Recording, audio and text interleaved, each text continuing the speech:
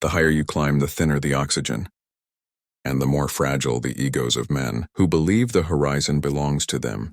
On the deck of a multi-million-dollar engineering marvel, a quiet revolution was about to unfold, sparked not by a shout but by a refusal to blink. Gravity is a suggestion when you own the sky. 8 miles above the jagged peaks of the Rockies, the air inside the cabin of the Stratus 9 was so perfectly conditioned, it felt like a ghost's breath. The interior was a cathedral of polished walnut and brushed titanium, vibrating with a silence so expensive it had been patented. This was the flagship of Aviation, a vessel designed to make the world's most powerful people feel like gods in the forwardmost sanctuary of the cabin. Alara Vance occupied the prime real estate of the portside recliner. Her presence was gravitational yet understated. She possessed the deep, radiant complexion of sun-baked earth, a sharp contrast to the pale linen surrounding her. To anyone walking past, she was just another high-net-worth individual lost in a collection of handwritten notes. She wore no insignias of her wealth. Her suit was a masterwork of structural tailoring, draping over her frame with a precision that only weeks of hand-stitching could achieve. On her wrist sat a timepiece with a history longer than most nations. A mechanical heirloom that didn't tick so much as it hummed. The serene atmosphere was shattered by the heavy, rhythmic thud of flight boots. Commander Elias Sterling strode into the passenger area. He was the image of the Golden Age pilot. Silver temples, a chest full of commendations, and a handshake that could crush granite. He carried himself with the weary arrogance of a man who believed the cockpit was his throne, and the passengers were merely his subjects. Behind him trailed a man whose wealth was as loud as his breathing was heavy. Julian Thorne, a venture capitalist, whose influence was usually enough to bypass any rule. Sterling didn't offer a greeting. He simply cast a long, cooling shadow over Alara's desk. Ma'am, Sterling began his tone, a serrated blade of artificial courtesy. We have a logistical adjustment. Mr. Thorne here requires this specific configuration. For an emergency briefing, you'll need to relocate to the auxiliary seating in the rear. My chief steward will assist with your luggage. Alara didn't flinch. She didn't even look up at first. Is there a safety violation occurring in this row? Commander Sterling's posture stiffened. He was unaccustomed to friction from anyone. He deemed an auxiliary passenger. The safety of the flight is my discretion. Mr. Thorne is a founding tier member. His requirements take precedence over standard bookings. Let's move along before we make this an issue of non-compliance. Thorne, standing behind the pilot, let out a dry, mocking laugh. Don't take it personally, honey. It's just business. Some seats are meant for the people actually running the show. The air in the cabin turned frigid. Near the galley, a young flight attendant named Maya watched with wide, terrified eyes. She knew the Ethelgard Charter Handbook by heart. Seats were absolute once the doors were sealed. She looked to her supervisor, Sarah, for intervention, but Sarah was already bowing to Thorne, her loyalty bought by the hope of a legendary tip. Alara finally closed her notebook. Her eyes were not angry. They were analytical. I secured this cabin 48 hours in advance. For the purpose of undisturbed labor, my contract guarantees this space. I will not be moving. Sterling leaned down, his voice dropping to a low, vibrating growl.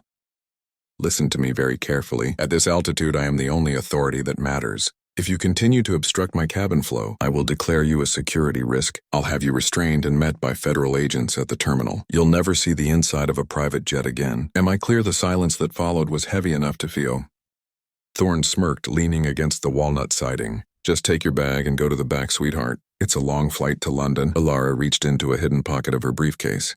She withdrew a small, heavy card made of obsidian glass, etched with a signature in liquid platinum. She slid it across the table with a flick of her finger. Commander Sterling, she said, her voice now possessing the resonance of a gavel. Take a long, hard look at that card. My name is Alara Vance. I'm the chairperson of the board for Ethelgard. I designed the propulsion system that is currently keeping us airborne, and I signed the executive order that authorized your hire. 3 years ago, you are currently threatening the woman who owns the very air you're breathing. The blood didn't just leave Sterling's face. It seemed to evaporate. He looked at the card, then back at the woman he had just threatened with handcuffs.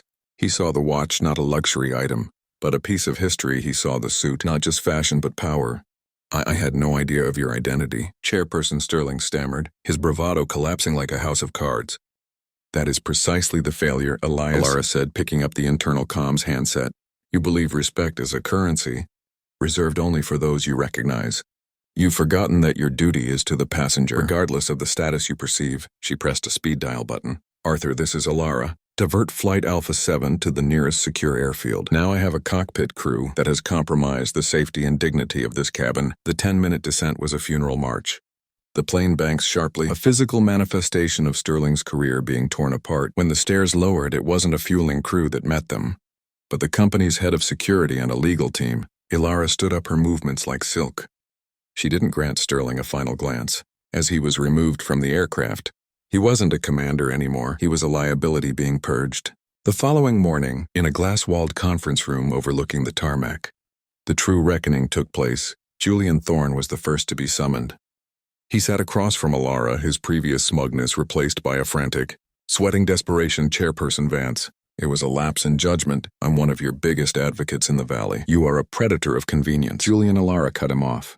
You leveraged a pilot's prejudice to feed your own ego. Ethelgard does not exist to facilitate the bullying of others. Your membership is revoked effective 5 minutes ago. Your corporate shares will be liquidated at the morning's opening price. And we are issuing a public statement regarding the termination of our partnership due to ethical violations. Good luck finding another carrier that will take your calls. Thorne tried to speak, but the security detail was already at his elbows. He was gone before he could utter a single word of protest. Then came Sarah, the senior attendant. She was sobbing, claiming she was just keeping the peace. Your job was to be the line of defense for the passenger. Ilara told her instead. You chose to be an audience member to an assault on a customer's rights. You didn't fail the company. You failed your own professionalism. You're dismissed finally. Elias Sterling was brought in. He tried to lean on his decades of service. 25 years without a scratch on the airframe. Ilara, one bad day shouldn't end at all. It wasn't one bad day, Elias. Ilara's chief of staff interjected, pulling up a file on a tablet. We've audited your cockpit recorders from the last 18 months. We found 6 instances of derogatory remarks regarding female co-pilots and 4 incidents where you bypassed ground crew safety protocols. Because you knew better, you weren't a veteran.